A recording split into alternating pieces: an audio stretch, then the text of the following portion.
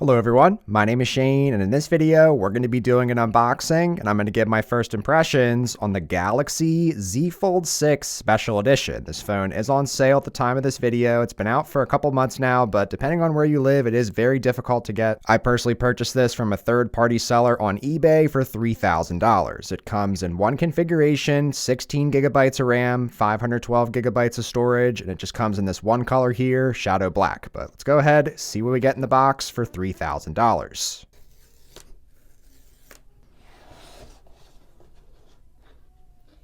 top, looks like we have an accessories box, have our device itself. Super excited to check this out. We do actually have a charger in the box, a 25-watt super fast charger. We also have a case included inside the box. Very nice. This looks and feels very similar to the Kind suitcase that came out with the Galaxy Fold 6. We have a soft microfiber lining on the inside, and then this leather-like material on the outside. We also have a USB Type-C to Type-C charging cable, a SIM ejection tool, and some paperwork for the device and the case included. But that's everything inside the box. Overall, a very big and large box considering the things that you get. But let's go ahead and check out the star of the show here, the Galaxy Z Fold 6 Special Edition. First impressions immediately out of the packaging. This is a pretty lightweight device considering the size. We also have a textured backing here. This is definitely more of a gray color than it is black, even though the color is technically shadow black. And I can definitely notice the wider outer display here before even turning it on. But let's go ahead and fold this fold for the first time.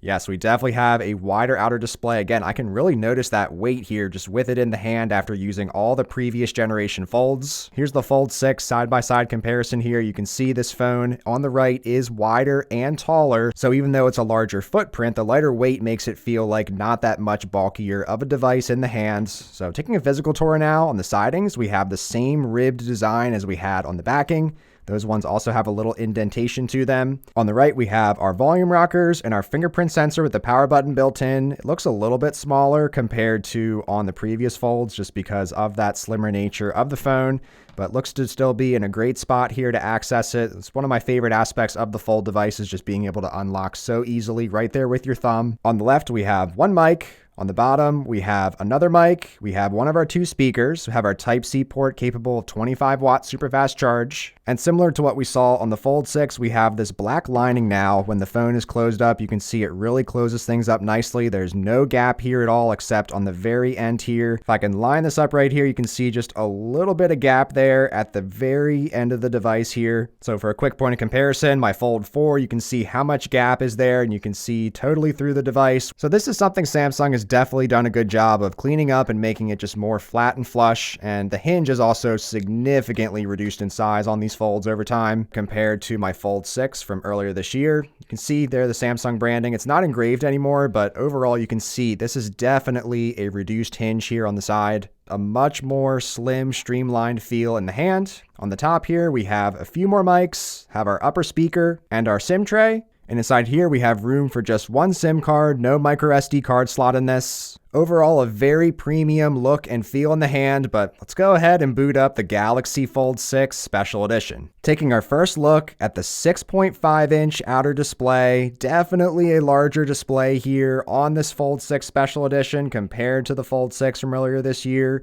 Very similar design overall, much boxier look now compared to the previous folds. All the previous folds had more of a rounded design on the front. This is definitely more of a squared off design here. And with the larger outer display also comes a larger inner display. We are now getting an 8-inch display on the inside compared to the 7.6 we've had for ages now. What's also interesting here on the inside is we are returning to the old conventional front-facing hole punch cutout. You can see that's going to be there all the time. It's not that under display one where it's kind of hidden under the display, which is interesting because this has been gone since the Fold 3. That's when they introduced the under display camera here. Granted, the image quality of this is pretty poor, but you will have to see this hole punch all the time when using the device. And as expected, we have a very smooth opening and closing experience here of this phone. And again, just with this being a lighter device and a thinner device opened up, it's very nice feeling to just open and close this. And in the folded up state, this doesn't feel all too big and bulky. Very impressed with this phone from a physical perspective. So I'm going to go ahead, put my information in this, use it for the day,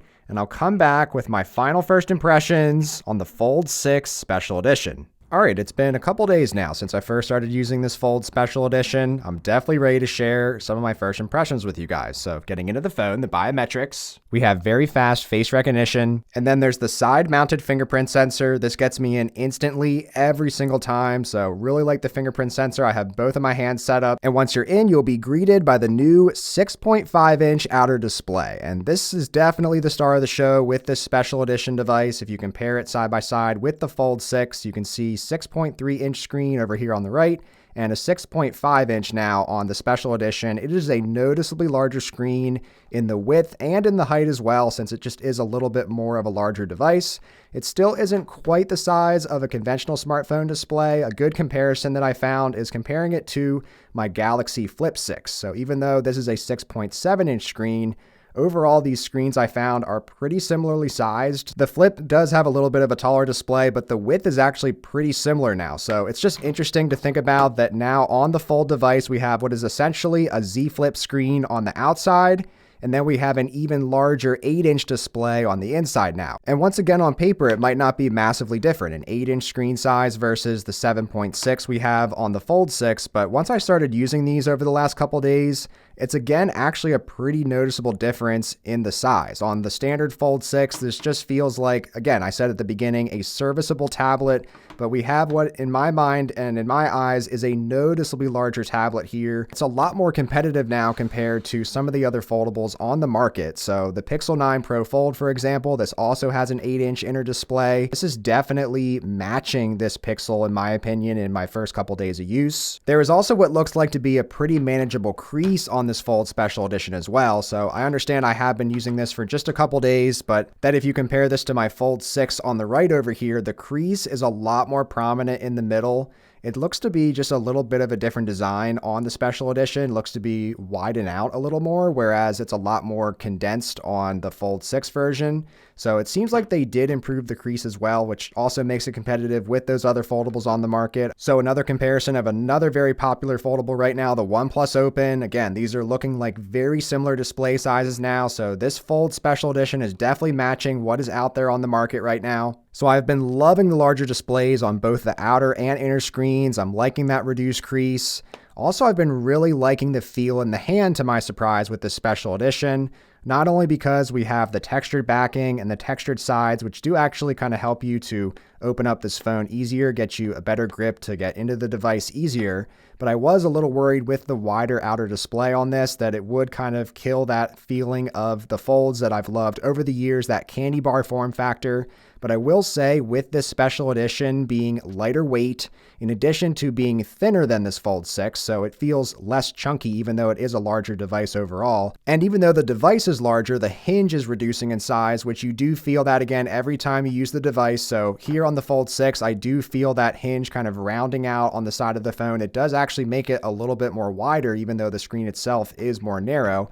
But here on the Special Edition, it's really flat and flush against the device. This keeps trimming down year after year on these Samsung Folds. Taking a look at the keyboard side by side with the Special Edition and the Fold 6, you can see the keyboard is definitely larger on the Special Edition, and the typing experience is very good on this phone. So thanks for watching. Very good typing keyboard experience on this Special Edition. However, I will say, for whatever it's worth, I know my experience might be a little different with the more narrow folds, but I can personally type perfectly fine on this Fold 6 keyboard. So even though it looks a little more compact, I really haven't had many issues at all with this more narrow keyboard. But I will say, when doing some of my gaming testing on this new Special Edition, now that we have the size of essentially a Z Flip, I've enjoyed playing vertical games on my Flips for many years now. It is awesome to now get that experience here on the Fold Special Edition. On the inside, I am noticing that larger screen when playing games. During this year, I found myself gaming on the inner screen of my Fold 6 less because it's just that little bit smaller and it's just that little bit less of immersiveness, whereas we are definitely getting that little bit better of an experience for sure on the Special Edition. Now, in addition to the improved displays on this Fold Special Edition, we are also getting upgraded cameras on the back here. So the main upgrade back here is we are getting a 200 megapixel lens, which I know might just sound nice on paper, but in real life, I have noticed some differences here. So my first example I wanted to show, this is a 12 megapixel shot, you can read this text, but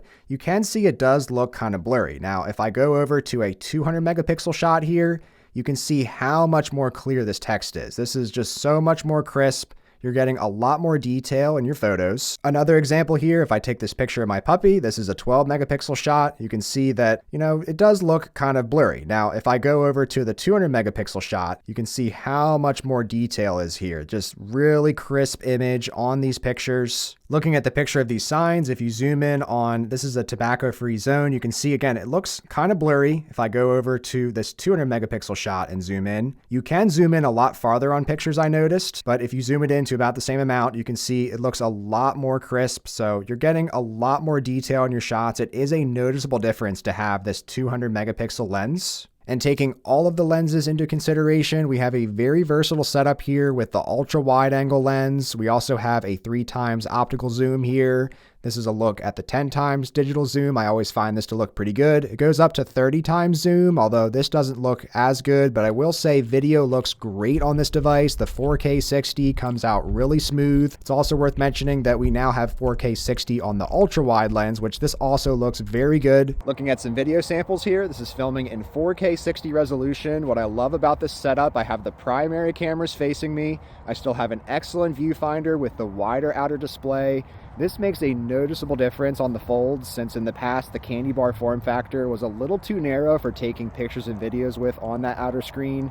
Now with this more conventionally sized outer screen, definitely noticing a better video and picture taking experience with this phone. Taking a look at the battery life, I was able to get 8.5 hours of screen on time in a 24-hour period. This consisted of watching a few hours of YouTube, testing that camera outside for a half an hour, a lot of 4K 60 filming. I was on the home screen a fair amount at maximum brightness to get some shots for videos, doing some productivity in Excel, and overall it was definitely a mixed use case between the inner and outer displays. So using both displays for a fair amount throughout the day, 8.5 hours of screen on time. I'm definitely impressed with this metric. Looking at my second battery cycle right now, as I'm using the phone, I'm at nearly 4.5 hours of usage with 55% battery remaining. So I'm definitely going to be hitting that 8.5 hour mark again. With the very battery efficient Snapdragon 8 Gen 3 processor in this, I'm definitely getting very good battery life initially. Now, even though there are a ton of positives with this device in my initial use, there are two downsides I found with this special edition, which is disappointing when you pay this much money for a device. But the first one is that we do not have S Pen support for whatever reason. So if I try and use both the Fold Edition S Pen that came out for the Fold 3